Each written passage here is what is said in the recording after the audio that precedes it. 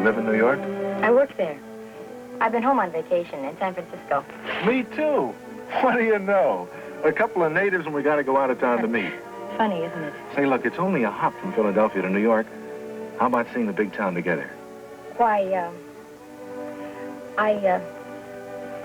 I'll be pretty busy. Oh. Oh, I see. Guess I was offside, huh? Mind if we have a little talk? What about? You have a problem, so have I. I thought we might be able to help each other find the answers. I know the answer to mine. Are you sure you didn't look in the back of the wrong book? Hey, Bill. Excuse me, my public. Look, there's another one.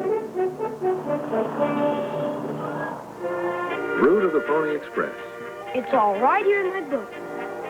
Riders of the Pony Express. That's right. Sacramento was the western end of it, you know. And St. Joe, Missouri was the eastern end.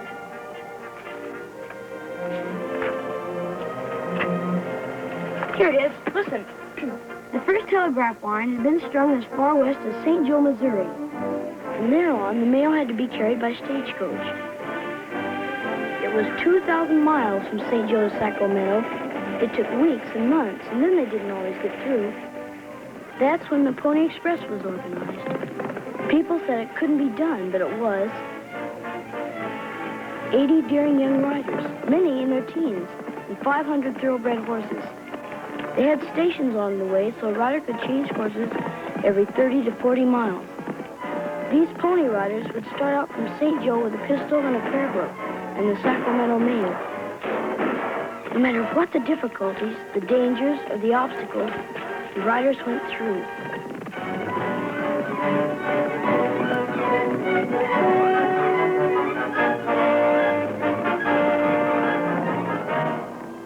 Boy, was that terrific. You know, you can almost see those ponies. I wish I would have been living then.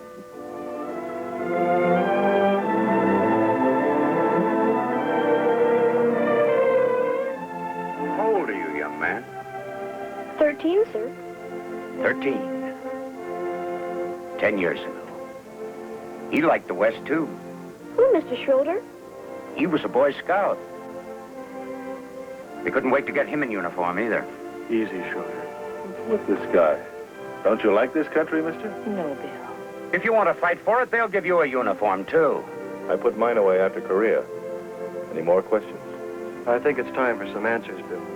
Mr. Schroeder's only son was killed in Korea. We just found out how. The boy's been awarded the Congressional Medal of Honor. Mr. Schroeder's on his way to Washington to accept it. I'm sorry, sir. I didn't know. I didn't know anybody. Congressional Medal of Honor. Gosh, that's the highest there is. Is it?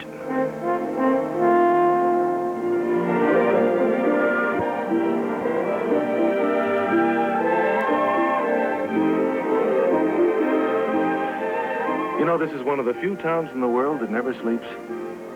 Gamble. Or because they have gambled and lost. You mean I mean, a person ought to be real sure she's marrying the right guy. Waldo's a fine man, and he has good prospects, too. Waldo? Besides, he's my boss. Oh, I'm sure he's a good, dependable guy, but do you have fun together? Of course.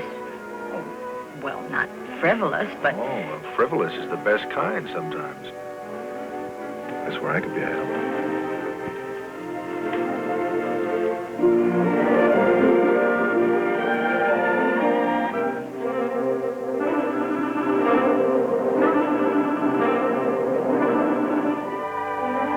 People of all ages enjoy the low-cost luxury of Greyhound travel. Here is a couple who like to ride by day and stop overnight at a hotel. Where's the rest of your troop, son? They lost, too? No, sir. They went on ahead. My dog was sick, and I couldn't leave till he got better. Oh, good for you, son. I like a feller I could depend on, even if I was a dog. Say, aren't you Tex Ridder, the movie cowboy? That's my brand. I saw you get on at Laramie. I've been on personal appearances, Denver and places. I wish I could hear you in person. Well, Could you? Well, now, maybe I could. Just one short one. Did you ever hear the legend of the Alamo? Oh, no. Did you ever hear of Davy Crockett? Oh, sure. Well, this song here is about Davy and the Alamo. Now, you try to imagine that you're in San Antonio, Texas, while I sing about it. Alamo and the stubborn band that stood in the path of invasion. 180 were challenged by Travis to die. By the line that he drew with his sword when the battle was nigh. And young Davy Crockett was first to cross over with a gallantry fierce in his eye. For God and for freedom, a man more than willing to die. Yip! Santa Ana, we're killing your soldiers below. That men, wherever they go, will remember the Alamo. They sent a young scout through the battle, much bloody and loud, with the words of farewell from a garrison valiant and proud. Grieve not, little darling, my dying, if Texas is sovereign and free. We'll never surrender and ever with liberty be.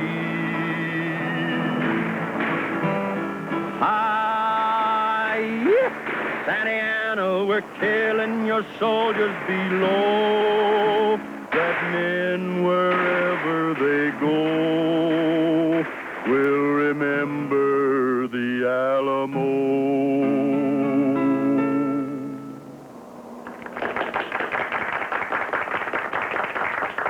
Even our... That's the way it is. Oh, Bill.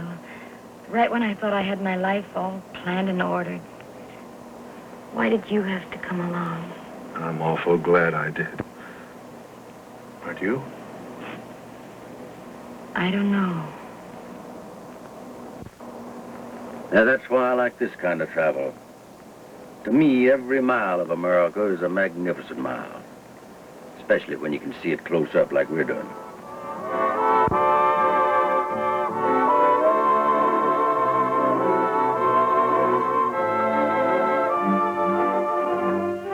But you've got to give me more time. Time? Time I'm running fresh out of. Gee, Mary, I can't let you just walk out of my life. This trip will be over before you know it. You see? We're coming into Chicago now. That's Lake Michigan. Oh, Yeah, that lake saved a good many lives once. it did? To look at it the way it is today, it's hard to realize that right here in 1871 was the scene of the most destructive fire there ever was.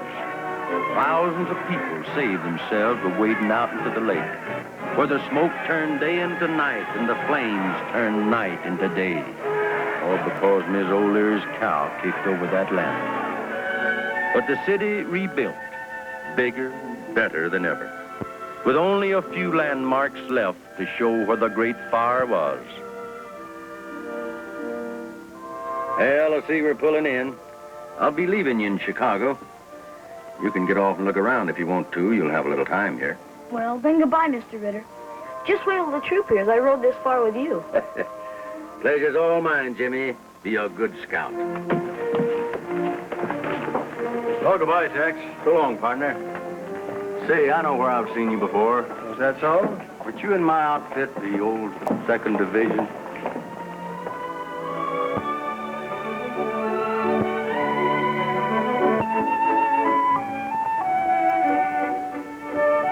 Fumble. Here. Oh, thank you. Why is it time flies so when you're happy and drag happy? Ought to be the other way around. Hurry up when you're unhappy and slow down when you're, funny peculiar or funny ha-ha. I mean funny, wonderful. Hey, Bill.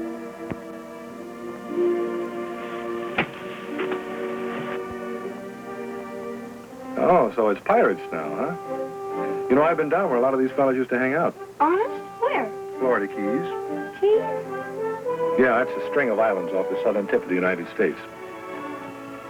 They're connected by a series of bridges, making a highway almost 100 miles long as the crow flies, stretching right out over the ocean, all the way to Key West. These islands were said to be part of the old Spanish Main. Like it says here in your book, among these keys and coves, buccaneers used to lie in wait till a fat merchantman came along or a rival pirate crew, whereupon they would grapple in a furious fight.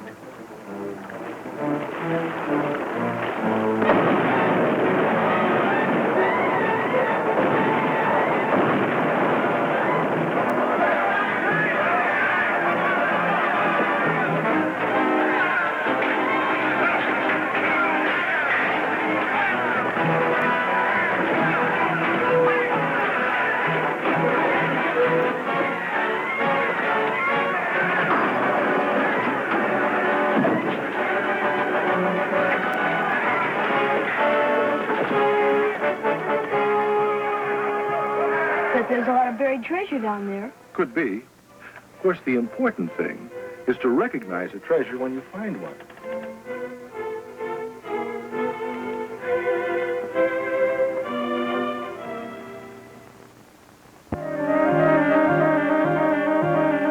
We certainly made good time on the Pennsylvania Turnpike. You're getting in a hurry now that your trip's almost over? Oh, no.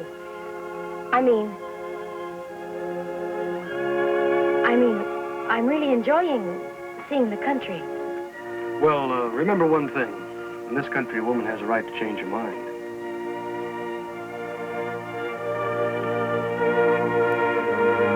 Well, we're coming to another post house. Last stop before Philadelphia.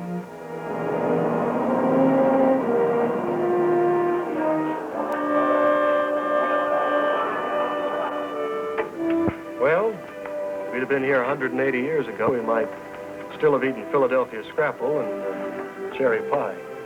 But I doubt if we'd have been drinking iced coffee. No. There wouldn't have been this many people, I bet. No, you're right. Although the roads were all pretty well traveled in 1776, bringing delegates to the Continental Congress. They came from all corners of the 13 colonies, by stage, by colonial coach, and by horseback. Men who were on their way to keep their date with history.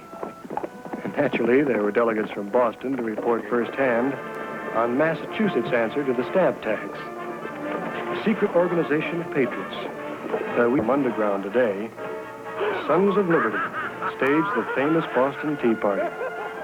Disguised as Indians, they threw 3 shiploads of heavily taxed tea into the harbor. So the delegates were gathering in a building that still stands in Philadelphia. Their meetings were stormy and exciting. Some of the colonists felt they weren't being so badly treated by standards of the old country. But over here, the people were beginning to breathe the exhilarating air of freedom. It was a new idea in the world, and they liked it. But it was a dangerous idea to espouse.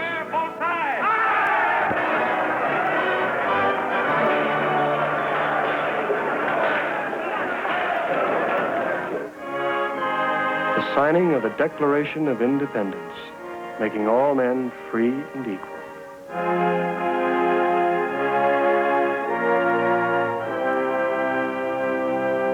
Why so large a signature, my friend? So John Bull may read my name without his spectacles. We must hang together, or else most assuredly we'll all hang separately.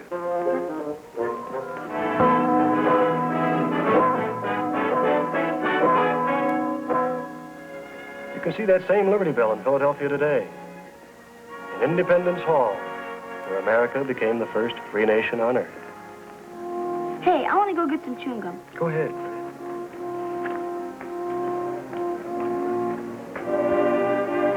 We better... So it is that when the rest of the party rolls into Philadelphia, Schroeder and the friendly stranger are missing.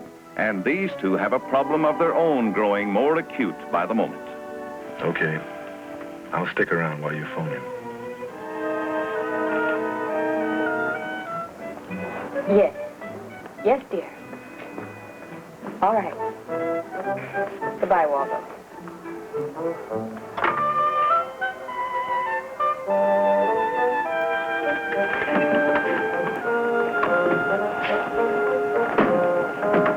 Mary?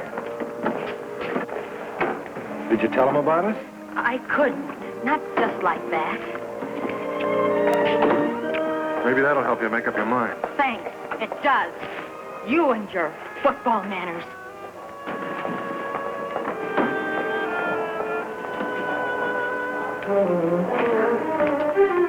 So it is with confused emotions that Mary returns to New York, to her pleasant career girl routine, and to Waldo.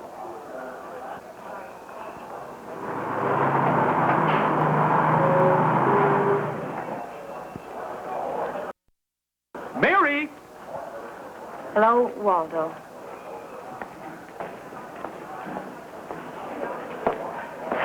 Welcome, thrice welcome. We better get out of here. I have something in this box for you. I'll take your luggage. Excuse us, please. I trust you feel completely rejuvenated. There are a great many things at the office that require attention. What's the matter? Waldo, I've got to tell you something. Yes, my dear.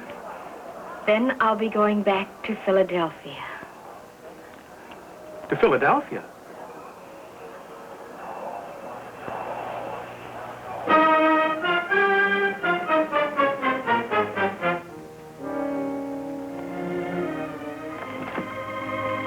You did say 3 o'clock, didn't you?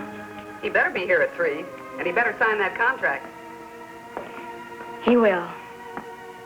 We'll need the money.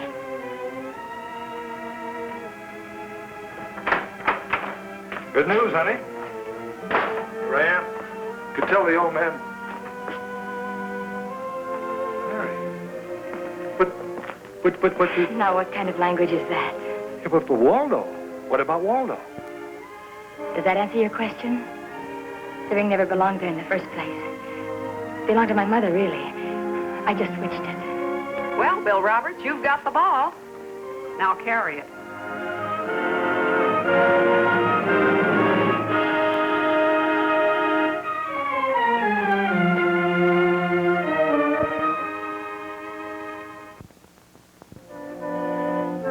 This is the mysterious destination to which the stranger has lured Fred Schroeder. What connection is there between this bit of Pennsylvania countryside and far-off Korea? I still don't know why he wanted me to come here. I wanted us both to come here, because there's a message here we both need. What message? Who are you, anyway? Come to think of it, I don't even know your name.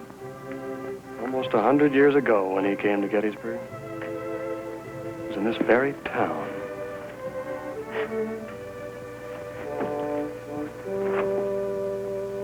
You're comfortable, President? Mrs. Wills and I want this night to be as easy for you as it will be memorable for us. That's very kind of you, Judge. I'm afraid they'll expect you to make a few remarks, Mr. President. I better save my few remarks for tomorrow. Is there anything else? No, yes, there is something else. Would you request the band to play Dixie for me? Dixie? Mr. President. Dixie, sir? Somehow I think it will be a fitting thing at this time, in this place.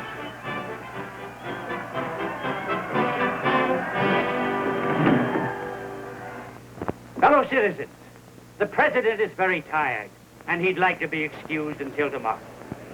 He asks that the band play Dixie. Dixie? Why, what does he mean by that? Does he know that Gettysburg is in Pennsylvania?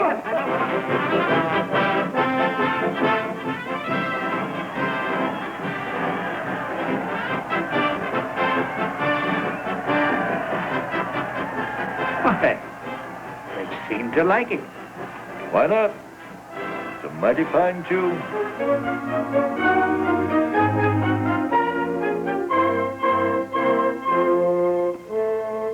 think you can hear it here. Listen. I don't hear anything. I don't Listen. Beside that monument. That's where Abraham Lincoln stood to deliver his Gettysburg Address. You can hear the murmur of the crowd gathered before the speaker's platform. They're quieting now. He's coming forward. You can hear him now. 87 years ago, our fathers brought forth on this continent a new nation, conceived in liberty and dedicated to the proposition that all men are created equal. Now we are engaged in a great civil war, testing whether that nation or any nation so conceived and so dedicated can long endure. We are met on a great battlefield of that war. We have come to dedicate a portion of that field as a final resting place for those who here gave their lives, that that nation might live, that from these honored dead we take increased devotion to the cause for which they gave the last full measure of devotion. That we here highly resolve that these dead shall not have died in vain.